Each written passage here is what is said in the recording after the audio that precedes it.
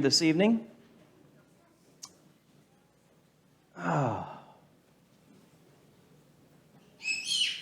Well, we had a good, looks like the ladies had an excellent turnout for their class last night, and 14 of us men got together and ate, and hopefully it'll just grow from there.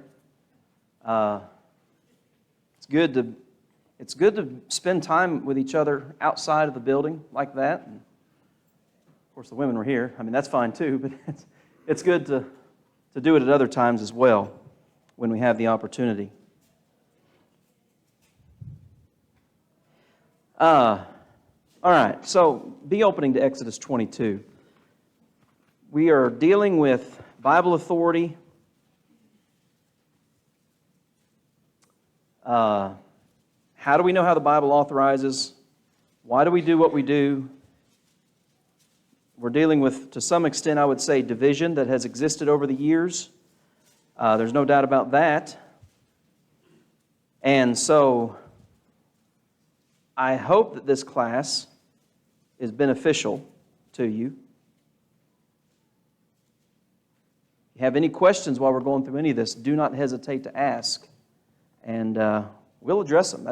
We dealt with a large part of this material in the young adults class. And we had a lot of good discussion, and I want that same thing in here. So don't hesitate to ask any question that you may have. Doesn't mean I'll have an answer right off the top of my head, but we'll work on getting them. So, okay, how the Bible authorizes silence. You know, if you remember the video, one of the things, and let me go ahead and say this too. I think I said this maybe last week or anyway.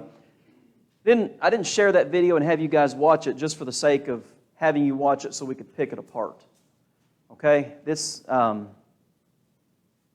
I have a purpose in what I'm doing here, and I hope that it helps you understand Bible authority. I tell you, one of the biggest things that people lack in general when it comes to studying the Bible and knowing why they do what they do and why they believe what they believe, the biggest thing that a lot of people lack is common sense. I'll just tell you. It's like, in every other realm of life, common sense seems to kick in, fairly regularly.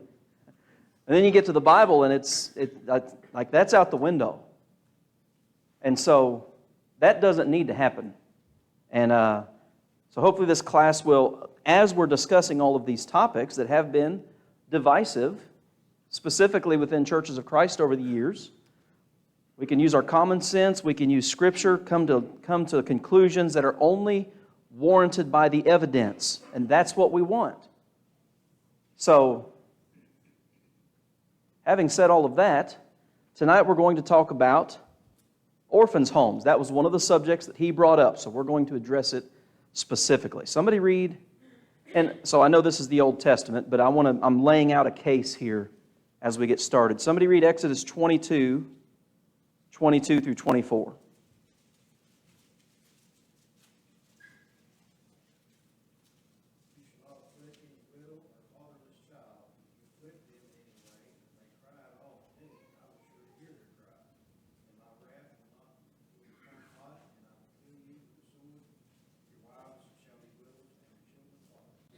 Okay, don't afflict the orphans and the widows.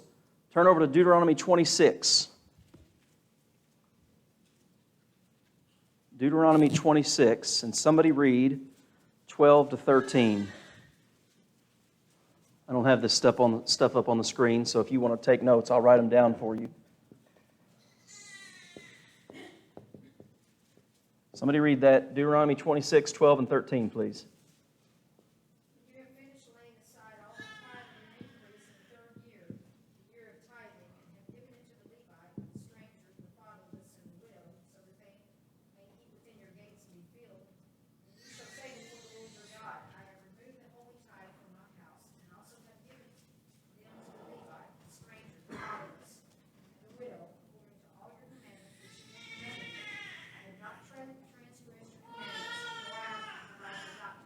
All right, so there you have specifically provision, ways to make provisions for the fatherless and the widows, and even the strangers. The stranger, that Old Testament word is, we would spell it G-E-R, And it's a reference to non-Jews.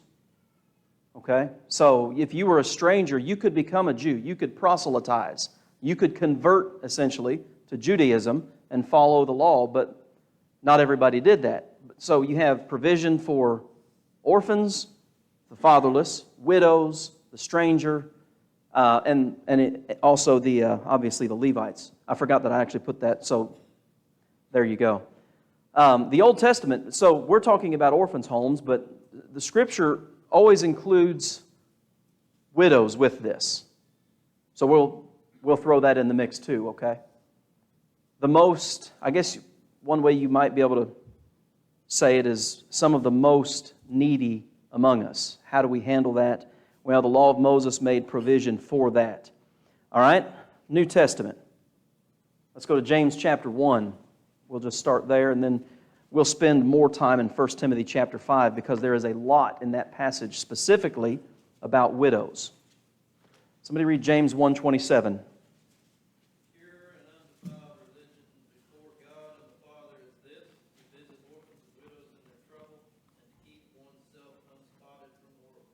Okay? Pretty straightforward. Visit. I've told you this before. That word means more than just stop by their house and check on them.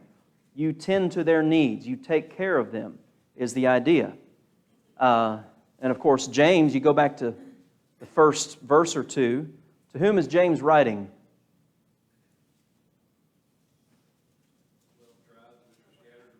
The 12 tribes which are scattered abroad. James, Galatians are some of your earliest New Testament documents. And early on, the church is primarily what? Made up of who? Jews. Okay, so this would be very familiar language to them. 12 tribes which are scattered abroad. They are dispersed, some versions say. Well, who, as you're reading the book of Acts and you see the church being established, who is dispersed early on in the history of the church? The Christians, the church. In fact, you get to Acts chapter 8, the persecution is so severe that only the apostles stay in Jerusalem. The rest of the Christians get out of there. Okay? So you have this directive. Pure and undefiled religion is to tend to the needs of the fatherless and the widows, and to keep oneself unspotted from the world. So I'll just let's get started with that. How would you meet the needs? Okay, well, let me start here. Orphans' homes. There's actually a website, as I was digging over the last week, there's a website that has several video debates between members of the church on this subject. Should the church construct and maintain physical plants as, such as orphans' homes? Open them up, hire people to work there, take care of them, and things like this. So this is not a new debate. It's been going on for quite some time. What are some things that could be done to take care of orphans? Let's just start there. Food. Okay? What else? Clothes.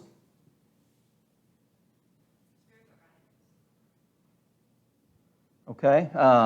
Spiritual. I'll just write spirit. Spiritual guidance. Okay. Teaching. What else? Shelter. Is that what? Who said that? Several. Oh, I thought I heard more than one. Okay. A place to live. So let's define our terms. What's an orphan? No parents. Right? So, can you think of anything else? Just what? Okay, love, yeah. Education, secular education, healthcare. Money, is that what you guys are saying? Did somebody say money? Okay. There's a lot of stuff. Like I say, we have to define clearly what we're talking about. What is an orphan? Well, that's one who doesn't have any parents. Okay, what's a widow?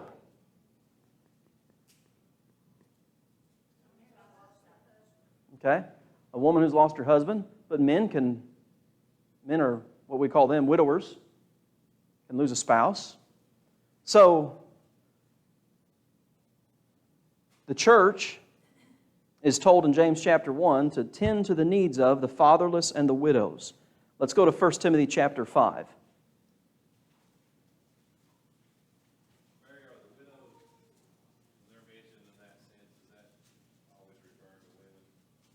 You know, that's something I had intended to look up.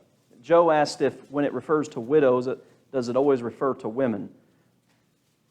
When we look at 1 Timothy 5, absolutely. There's no doubt about it. And let me look at something real quick, since you brought it up.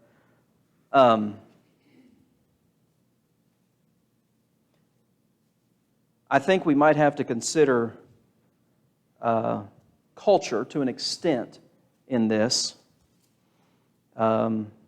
because women were more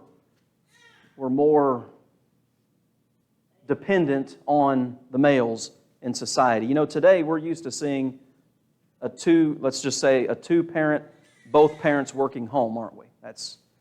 But it was not quite like that in the, it wasn't like that in the first century. Yeah, so, okay, it's a feminine noun there in James chapter 1, the fatherless and the widows. So far as I can tell, yes.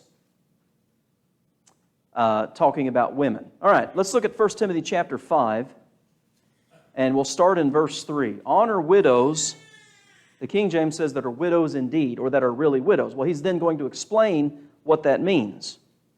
But if any widow have, the King James says children or nephews, the New King says children or grandchildren. So if they've got family that's living,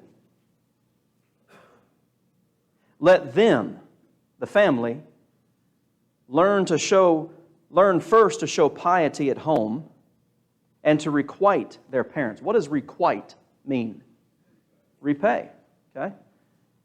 It's the children's responsibility. For that is good and acceptable before God. Now, she that is a widow indeed, okay, a widow indeed is, they don't have any family. And desolate trusteth in God and continueth in supplications and prayers night and day. But she that liveth in pleasure is dead while she liveth. So it's obvious that as Paul's instructing Timothy here, there were some widows that had some issues. There's no doubt about that. And so then you start reading here in verse 8. But if any provide not for his own, and specially for those of his own house, he hath denied the faith and is worse than an infidel. The primary responsibility to taking care of widows is the family. Isn't that what this passage tells us? Now, if your family doesn't do that, they're worse than an infidel, worse than a non-believer. What did you say? Yeah, if they had family. Yeah. Okay?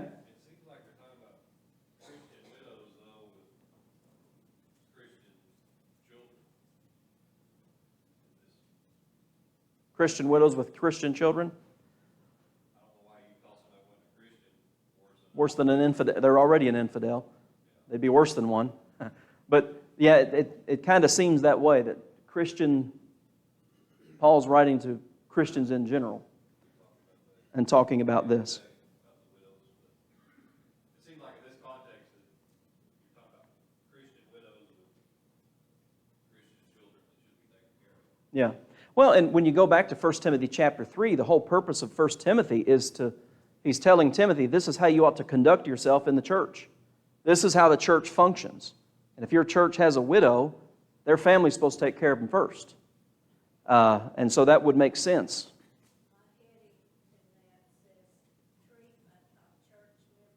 Treatment of church members. Well, yeah, because, look at 1 Timothy 5 and verse 1. Rebuke not an elder, but entreat him as a father. Women as mothers. So on and so forth. So yeah, this is across the board how Christians treat other Christians. All right, so now he gets specific starting in verse 9. Let not a widow be taken into the number under 60. All right, there's number one. She's got to be 60. I'm not going to write that down. Having been the wife of one man, well reported of for good works.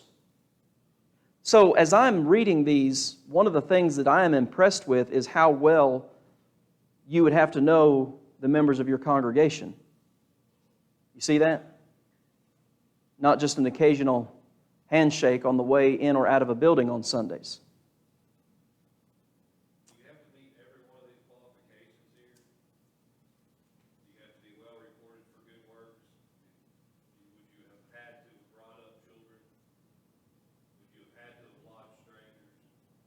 Or could you just meet any one of them? I think they all got to be. So you couldn't truly be a widow in this sense unless you had children. Yeah. No, I think they're all required. Yeah. Well, and, children die. So she could still be a widow indeed and have raised children. And that's very possible, especially at the age of 60, that could have happened.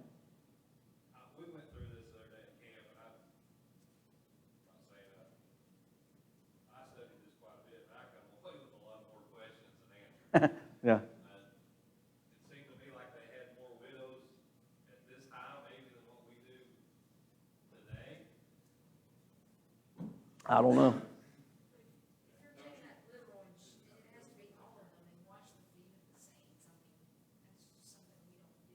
Well, washing of feet you go back to John chapter 13, and it's a metaphor for her Christian service in general. She has functioned as a servant in general. I don't think it literally means she was washing people's feet. And another thing that it would indicate would be like when those visitors came to see Abraham in Genesis 19, he gave them something to wash their feet with. So it would include like hospitality too.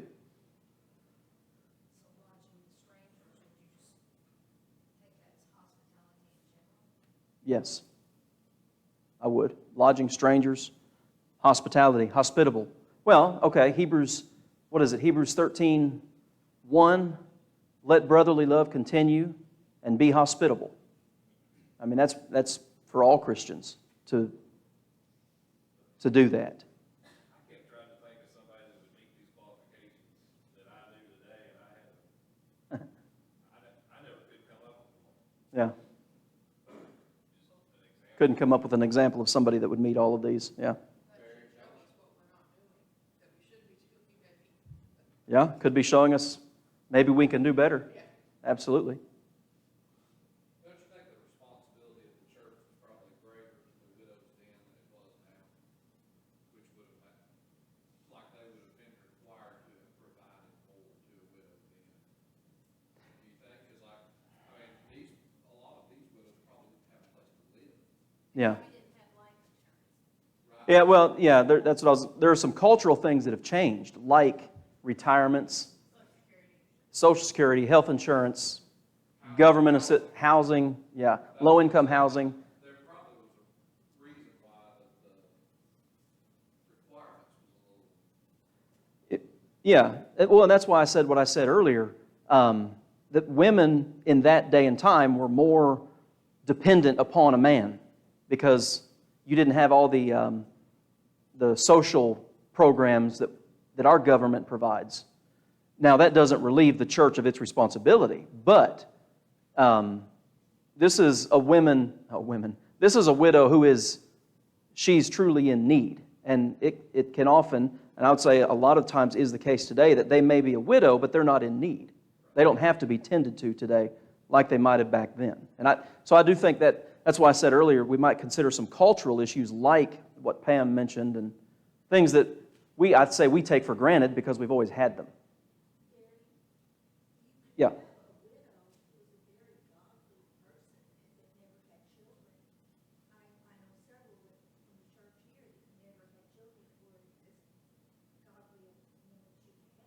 Mm-hmm. Yeah, that's true. She may not have children, but the text... Yeah. Well, and that's one of the interesting things because, like I said, the New King James says children and grandchildren. The King James says children and nephews. That'd be like extended family. Like I have an aunt, and basically my dad and one of his cousins are the two that check on her. Mm-hmm. But she does depend on people from church. Yeah. And not so much to take care of her needs, but just for visits Mm-hmm. and keeping her spirits up and Yeah. making her feel important and loved. Yeah. Yeah, there are all kinds of scenarios like that.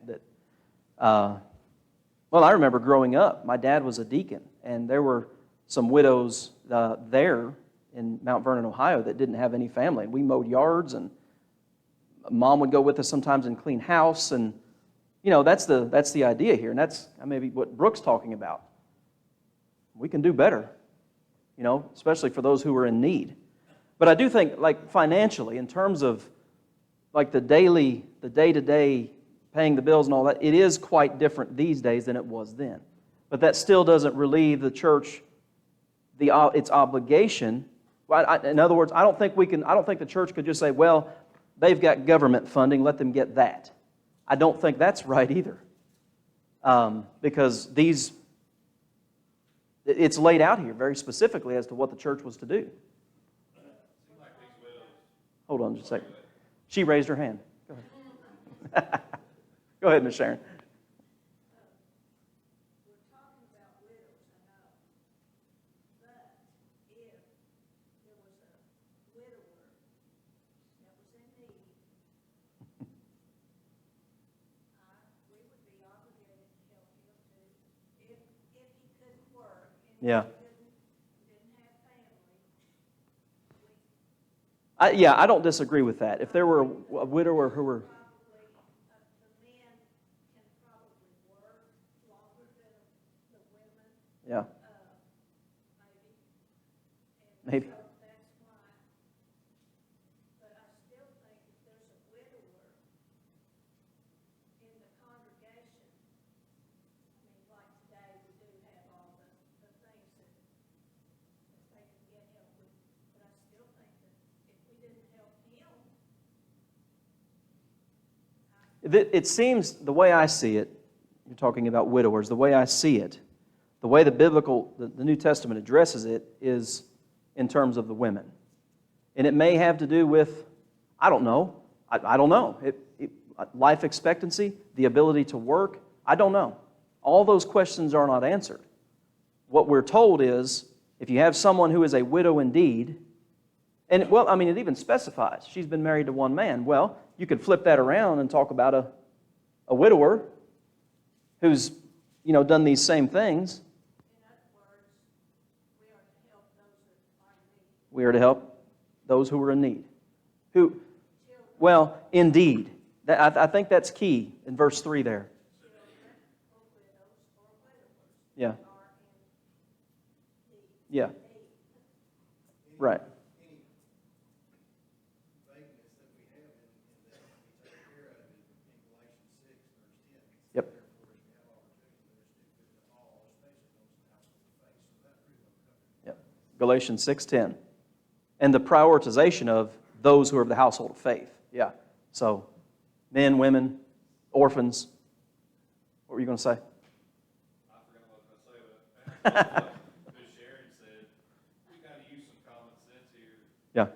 If we had a widow come to us today that was 59 years old and needed help, we couldn't say, well, you're under 60, so we can't help you. Come back in a year. There's Well, got to be some common sense. It seems to me, to go along with because he specifies there in verse 9, under 60. Like, don't take them into, like there was a special collective group that they were charged to take care of. But that doesn't exclude you from helping a 58-year-old widow or a 59-year-old widow. But it's like there's special care taken for a certain age and up, certainly. Like maybe more extensive care is the way to think about it. I feel like the ones here and probably the orphans that they're talking about, if it wasn't for the church, these widows and these orphans would probably die. Probably so. This time. Yeah.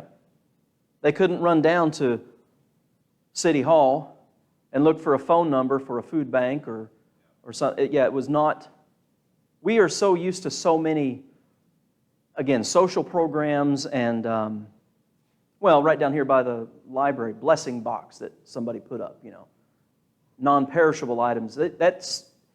We live in a totally different time in that sense. And so this is a pretty specific list. Yeah. Nowadays we have, a lot of handicapped people. Do they have handicapped people? Oh, yeah. Oh, yeah. Why are they not mentally mentioned? Well, you see, like Jesus in Matthew 25, and he covers all kinds of ground. I was in prison, I was sick, I was hungry, etc. That's like, that covers, I would say that covers all those types of scenarios. Handicap, disability, whatever.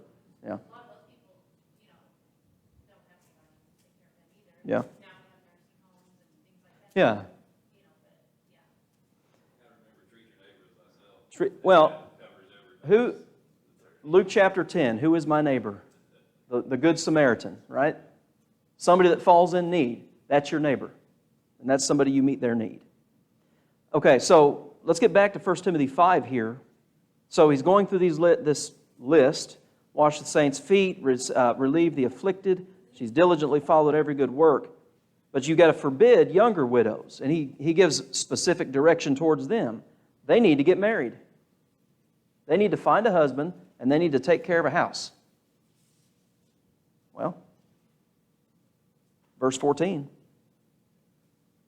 And conduct yourself in such a way, verse 14, give no occasion to the adversary to speak reproachfully.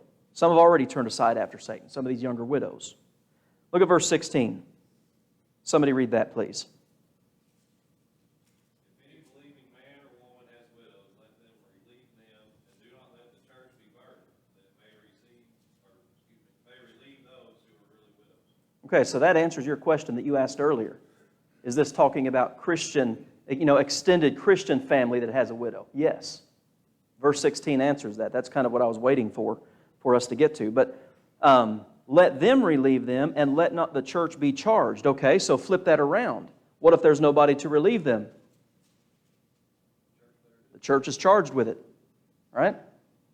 So, what is let's stir the pot here a little bit. What does it mean when you do something by proxy? Through someone else. You guys have heard me mention proxy evangelism. What is proxy evangelism? What does your congregation do to spread the gospel? Well, we send a check to so-and-so. Okay, let me ask you again. What is your congregation doing to spread the gospel? Sending a check, financial support, that's legitimate. Philippians chapter 4, and other passages too. But sending money overseas or even stateside, let's just call it what it is, it's proxy evangelism. And we can feel good about ourselves sitting in a building writing checks to other people and never evangelize here. What about, and this is the debate, and we got 4 minutes left, orphans' homes. We can send money off somewhere else, but what about the most needy in our own community? That's something to think about, isn't it? And see, that's where the debate falls, or has fallen over the years, specifically within churches of Christ. You guys ever heard of what they call para-church organizations? Anybody ever heard that term? What is para? What's that prefix? Parallel. So this would be an organization or an institution that is doing the work of the church in the name of the church, but it's not the church. It's a para-church organization. That's where the debate has fallen in churches of Christ over the years. Well, we have no authority to create a para-church organization where all these different churches send money to a board of directors and a president. We don't know what's going on there. We just send them our money. And so some have fallen on the side of, well, that's just proxy benevolence. And these para-church institutions are unscriptural. And others fall on the side of, well, God has given the church the charge to take care of orphans and widows, but He hasn't specified as how to do it. Right? So let me ask you this question. Has God obligated the church to care for orphans and widows? Absolutely. I mean, we've looked at the verses. I couldn't remember if I put them up there. James 1, 1 Timothy chapter 5, and, Jesus teaching there in Matthew chapter 25 that I mentioned earlier to Tammy. A lot of passages deal, well, okay, Acts chapter 6. Y'all remember what happened in Acts chapter 6? The church is growing, and certain widows were neglected in the daily distribution. What did the church do? Let's turn over there to Acts chapter 6. What did the church do? Let's figure this out real quick. And by the way, this is the church in Jerusalem. It hadn't gone anywhere else yet. Acts chapter 6, 7 men chose the fish. He's got some rhymes, doesn't he? Acts chapter 6. Somebody read verses 1 through 3. Acts 6, 1 through 3.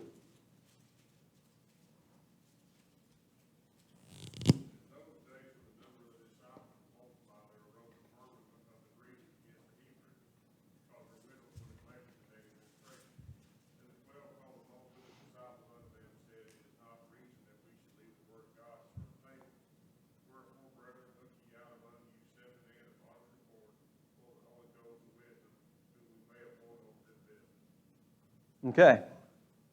There was neglect. There was a daily distribution. And what is the church told to do? The apostles say, you guys pick out 7 people from your number and take care of this. It doesn't make any sense for us to quit preaching. There's plenty of you to do the work. That sounds like delegation to me, doesn't it?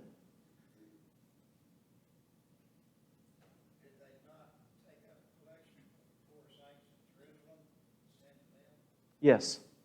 That collection, turn to 1 Corinthians 16. Let's do this quickly.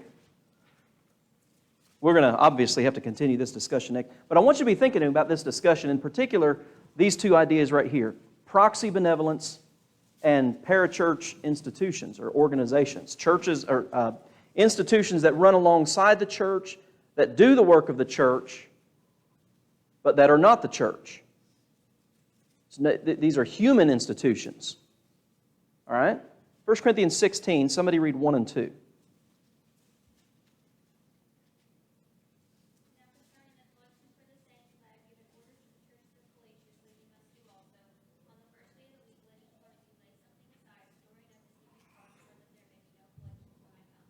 Okay? And we often cite that verse on Sunday morning when we give, don't we? Now somebody read verses 3 and 4. And when I come, whoever you approve by your letters, I will send to bear your gifts to Jerusalem. But if it is fitting that I go, also they will go with me. 1 Corinthians 16, verses 1 and 2 is not a command for me and you to give to the church every Sunday. Did you know that? It's not. This was a special collection for poor saints in Jerusalem that Paul said, when I come, I'll pick it up and I'll take it with me. And if I need to take others with me, I'll do that. One of the things that I want to do in this class is show you sometimes how we've taken verses out of their context and applied them incorrectly. Now, I will also say this before we close, so you don't think I'm some kind of heretic all week. It is obvious from this passage and others that the church was already used to contributing when they were together. This was something that they did, and we know when they came together. We know that they came together for specified reasons every first of the week. And so that's why he would say that to them. When you come together on the first of the week, I want you to lay this by in store. That word store, incidentally, in the Greek language is the word for treasure. There are even people who say the church shouldn't have a treasury. But he's telling them, lay it up, we would say, put it in the bank. Set it aside. Treasure it up. When I get there, I'll come pick it up. So Wendell talked about that. So Acts 11, I'll give you this list and then we'll stop. Acts 11, 27 to 30.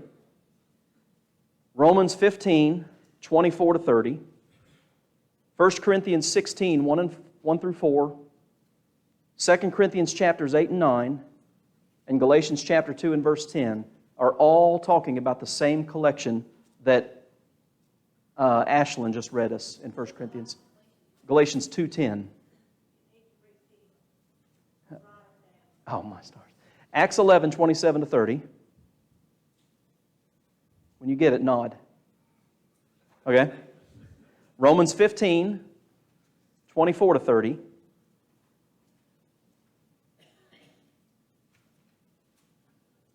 First Corinthians 16, 1 through 4.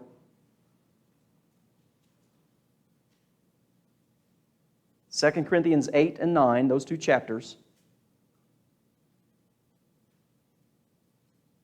And Galatians 2:10.